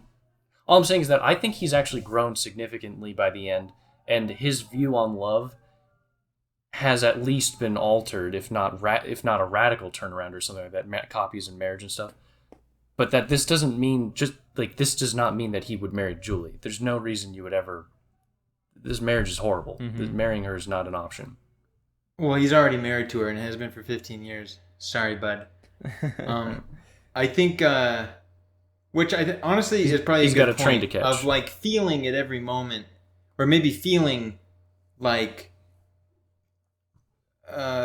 feeling this divorce between love and marriage, and looking at your partner and being like, why would I love you or something? Yeah. Like this thing about like this kind of courtship, and at the same time having already been married. Do you know what I mean? Yeah. Yeah. Like there's like Well, why would he want to marry her Yeah. as the stranger from the beginning? Yeah. But he already has been for 15 years. But or something like that. But I This think isn't you're really right getting that to they talk about both the copy. acknowledge the distinction between love and Yeah. marriage to a degree. But Yeah. I think that she marries them a lot, and like in the end is like, take me, have sex with me, be my husband, like Yep. love me. But I think she wants fantasy. She doesn't want Yeah. she just wants that copy, and she knows it's a copy, but she wants it. She's gonna live it. She's willing to dive in head first for it. But I think she understands that there's a difference between the two. Whereas I think the properly synthesized couple, old couple or whatever, they don't like, even though he's giving a tip, he says something like, hey, I don't know what's going on, but you put your arm around her, she's gonna like perk up, it'll be better. Even though he's got like this advice seems very worldly and not necessarily like love oriented or something like that, I think it can only come about from like an implicit dedication to like a cleavage of the two, versus Wait, yeah, it's an explicit thing. Like there's a difference, And I think no, right? That's what you're saying, right? no, You're saying cleavage I isn't think separate. the advice. Reverse cleavage. No, I'm saying old people, they are wise, Stupid. but they have also properly synthesized into their roles as roles. They understand that the whole world is a stage and they're just actors in it. Okay, Yeah. There isn't a separation. Whereas Juliette Binoche, who wants to dive into she thinks she knows that the whole world's a stage, but no, she doesn't know that. She just wants to like get into the stage. Like, she just wants to act. Like she doesn't even acknowledge this. She wants to be the meta character. commentary of the whole world, the stage. Yeah. She just wants to start acting. Yeah, you know? And yeah. he only knows that the stage. Well, he knows both. I mean, they both like. She knows both. She has this delineation of the two. He does as well, but of course he only sees the stage, and then there's a performance being put on the stage. But he doesn't think of. He can't intuitively see himself as like actor in the world. Yeah, an actor. And- Well, I'm not an and a- actor. and a- I'm yeah. I'm And a not- support he's for an this observer. is also I'm a viewer, yeah. support for this is also the woman in the coffee shop, right? She's also a very synthesized, acknowledgement of her being an actor, right? Like that's why, like I think she whole makes world the, is she makes stage the, she makes vibe. the, she makes the claim like, like that's the benefit of being married is to say that you're married. That you're They make you a married woman, you're yeah. now married. That's Right, awesome. right, Like, right. It's just Different- that's different it, role. and like that just being it. She also had a lot of like he seems good enough vibes. Even Yeah. stated something like a mistress, which So which is pretty crazy. You're t- I want to end with one last thing, which is that it reminded me of High Fidelity. That's it. I don't know. High Fidelity, High the Fidelity. Daft Punk The- song. the Yeah, movie. I know High Fidelity, the film. But I think you're right to point out the cafe and the old woman talking to her. I think maybe I briefly outlined it. I don't know if it was a comprehensive argument. I don't know if you guys were on the same page, but I think we should hone in just on the Juliette Binoche. She also sees them as separate, Mm-hmm. and like hone in on how she does, because it's very clear that he does see them as separate, as in acting and stage, like these are separate categories or something like that, versus the properly synthesized old people. They get that they are actors and they're playing in it. They're playing it, whole world's a stage and they're actors in it. Okay, they get it. She, I think, also doesn't properly understand that. I think she is herself, right? Even though she wants to start acting, she doesn't get some higher level thing. He also doesn't get that it's all one, that the whole world's a stage and we're actors Yes. in it. But I think the Juliette Binoche case is more interesting because why is it that she doesn't understand, because it seems like she just wants to start acting, so that means she acknowledges that the whole world is, stage, and she wants to start acting it. I think the idea would be that like she, like knowing or thinking that you're an actor on the stage doesn't make you a better actor on the stage, and she has an intuitive feel for acting. Like she's ready to act, she wants to act, and also in some sense intuitively, if we're supposing that it's not explicit for her, understands that whether you like it or not, we are actors on a stage, and I want a better role, right? Like I want to be the married woman. Being single mom fucking sucks. I also think, and I think he similarly fails. I think he's kind of failing to realize that he is. I feel like he probably feels to himself maybe like, I'm not an actor on a stage. I'm an observer, but thinks that that's a possibility. Whereas like maybe failing to appreciate that one is forced. Like you are acting a certain way. You are an actor on a stage. You're playing the role of some guy who thinks he's actually watching the play or something. Yeah, and I also at risk of. I could be at risk of being very wrong here. I do think that she actually does. So she wants to start acting, and she's very cognizant. But I actually think that is, in fact, the other side of the coin of the guy's problem, which is hypercognizance of the fact that this is, play acting. Because, and my evidence for this is during, once again, bringing it back to the sculpture scene. She goes, watch me support my argument for what this represents, and she asks the lady, and she says, what do you think? And then her initial response is, it is good because it is just made out of one piece of object, and it's been chiseled, right? She just starts like naming simple qualities about it, right? It's kind of just sees it for more, power of a man, right? Yeah, she sees it from. That's not to your point exactly, but she sees it for more of what it is. Kind of, right? And while she's thinking of it more in terms of like the representation and all that, right? And like, why do you like? And like, we like to go into France or Italy because it's there's art everywhere. Isn't this awesome? Like, it's open air museum. Yeah, so it's like, I do think that it is in fact, they share the same problem that is being represented in like different ways, where she wants to act so bad. And also, I don't know if we ever caught any glimpse of what exactly happened to the father of the son, but he's right there. His name's James. Presumably, like that didn't something happened. I mean, we could even say that he just upped and bounced, right? He died of guilt. Well, I think, I mean, he probably did have a train. He probably legit just left. He had a train to catch. This is a sequel to The Stomach of an Artist, or whatever the fuck that was called. The Belly of an Architect. Belly of an Architect.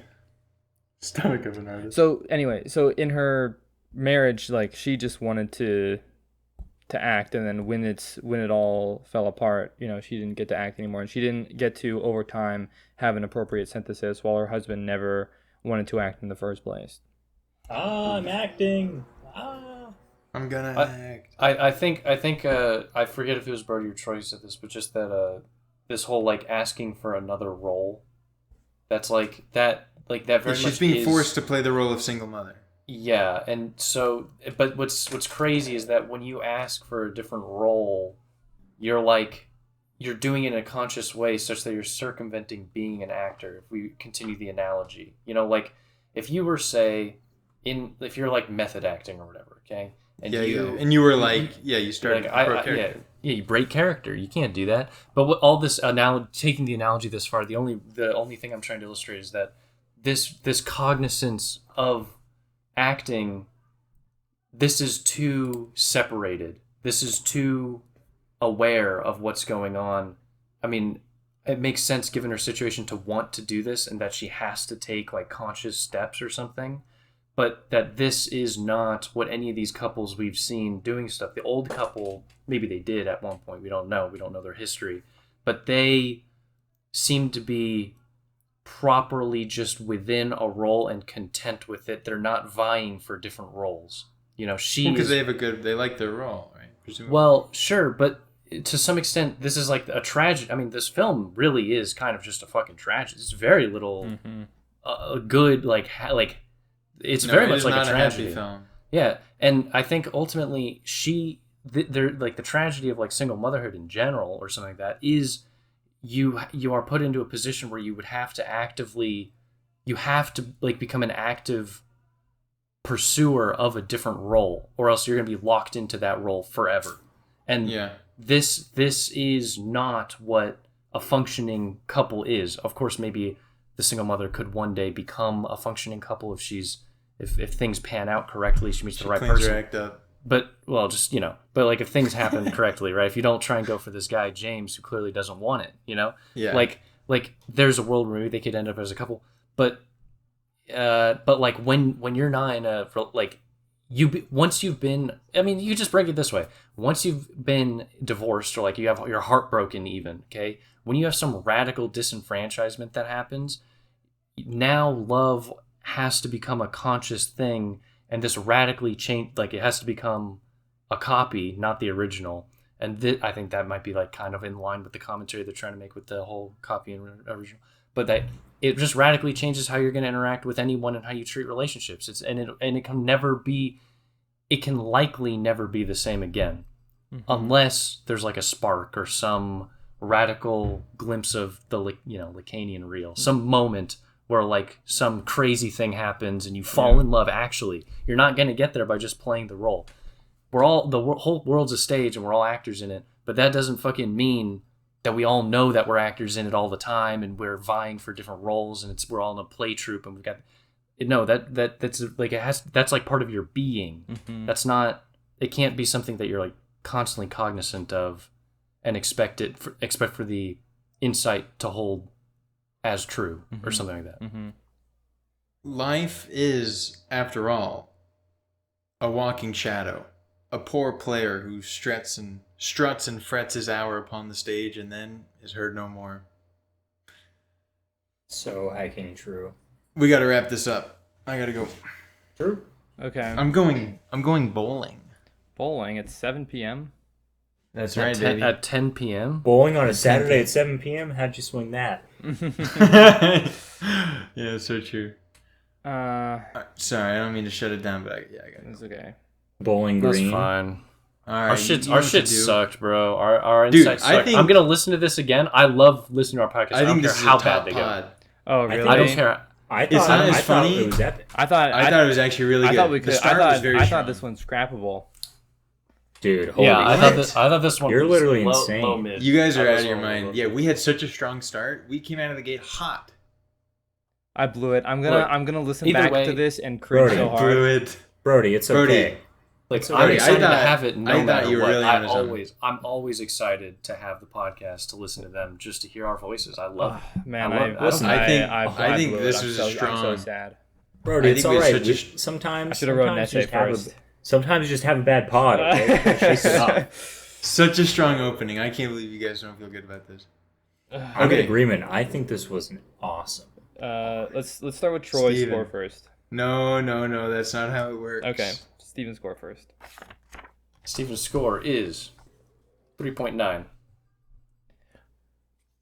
Brody's score is also 3.9. I'm sad that Steven stole it from me, but Could have had Troy go first. Yeah. Could have had Troy go first. But yeah, 3.9. Troy Even though logged you. I'll put a little extra to it, which is even though, I really really liked it, and there's a few things that make it a 3.9, which is it didn't like affect me super personally, like sometimes I just like when I'm watching, like for example, like Synecdoche, New York, I'm just, dude, I feel like I'm Gorilla yeah, I'm gripped. just but this is a very I think it's like an interesting film, but like I'm not like, man, you gotta fucking see this shit. It's just like this is very good kind of deal. So yeah, 3.9 for Brody.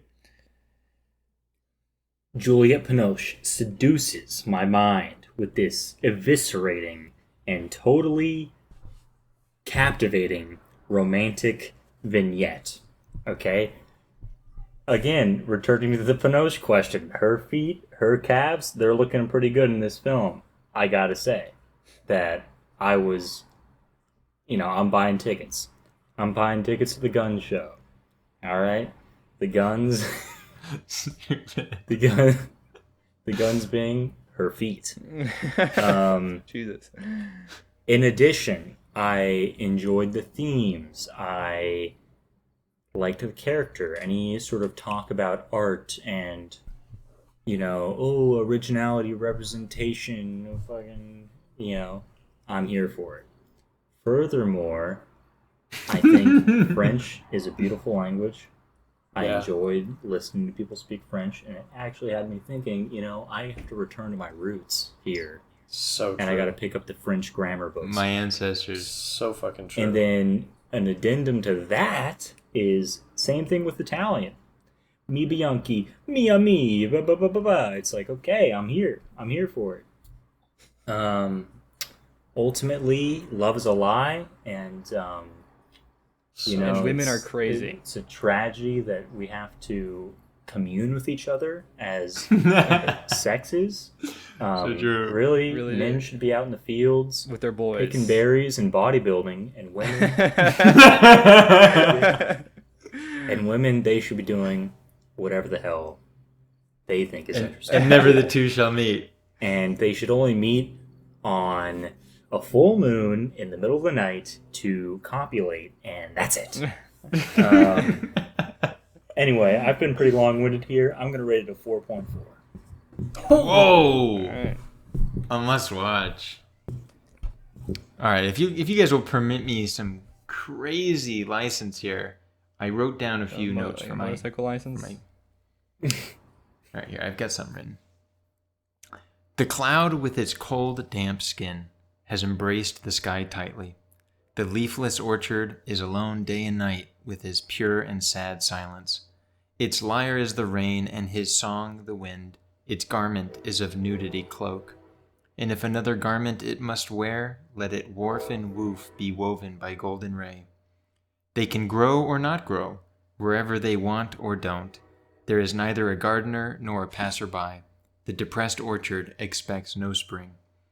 If his eye sheds no warm luster, and on his face no leaf of smile grows, who says the leafless orchard is not beautiful? It relates the tale of fruits, once reaching to heavens, now lying in the cold coffin of earth. The leafless orchard laughs in tearful blood, eternal, mounted on his wild yellow stallion, roams autumn, the king of seasons. This movie was pretty tight, but I gotta take Brody's side on this one. I found it tremendously interesting, and I was on the edge of giving it a 4 because of how creatively inspiring I found it to be. But I must admit that no matter how interesting, I was not gorilla gripped, and that counts for something. So I'm giving it a 3.9. It's Ooh. I want to say it's absolutely amazing and so fruitful, and so I found it quite personally affecting and relatable. But I just felt the whole time very much, too much maybe, like, I don't know, just like an observer watching. I just wasn't so like psychically brought in. Which maybe is nice, it gives you a lot of distance and respect. But Hanukkah does that, and I'm still gorilla gripped, so 3.9. A lot of 3.9s across the board. Oh my god. Jacob. Did I just win? Jacob! Come to the stage. Oh my god. We have your award. Oh my god. Long time in coming, but I'm glad that you finally won a pod. Your reward is 1 can of whoop ass. All right. I hope I can. We're back, baby. Best pod ever. And is it a coincidence that someone isn't on it? John not here to trip us up. I miss John. I miss John. John was dearly missed. John was very much dearly missed. What do you mean? I'm right here. Yeah. I think this film. Troy, what do you mean? Well, hold on. That's not exactly fair. Well, hold on. Hold on. I actually think. All right. I want to all see right, someone do his guys. laugh. All right, guys. Yeah, wait. I wanna Can try. can anyone do a John laugh? No, it's hard. What does he do? You try it. What does he do? He's like, No. no. It's Yes, No, it is. I think Dude, fuck you guys. you do it, You Steven. just ruined this. Steven. You just ruined this whole bit. I can't do it. Steven, do no, it. sometimes he does just like an exhale, like No. no, it's just that he does like he starts with like a It is but kind of then- like You guys can't listen. You ruined No, no. Yeah, it is. We're all failing. That's kind of no. I'm impersonating him. He kind of goes. I know that he starts with an exhale. Does he? We'll pull out a clip. Yeah. I'll pull up a clip and All right. fucking Next pod, eviscerate all because there's no way. morons. Look, John might be on the pod, but he's certainly not a fan of it, so he's not going to hear this. So next pod, on an inside joke with us and our millions of viewers, but not John, we will ask him to laugh. Okay. And we can really examine it. All right. Man, thanks for listening. If you listen, Yeah, love dude, you guys, I man. couldn't- We're getting lots of I viewers. can't believe if anybody made it through this one. You know, Almost 900K on one vid. my grandma listens to every Or almost a episode, mil. no way. and she told me she wanted me to say on the pod. Actually, This is fake. No. This is fake. What'd she want you to say? What'd she want you to say? no, it's fake. Brody. Damn it! come on. Damn it! All right, I've never. well- yeah. End it. Whatever. Yeah, Bye yeah, bye. fuck it all. Bye. Fuck this shit.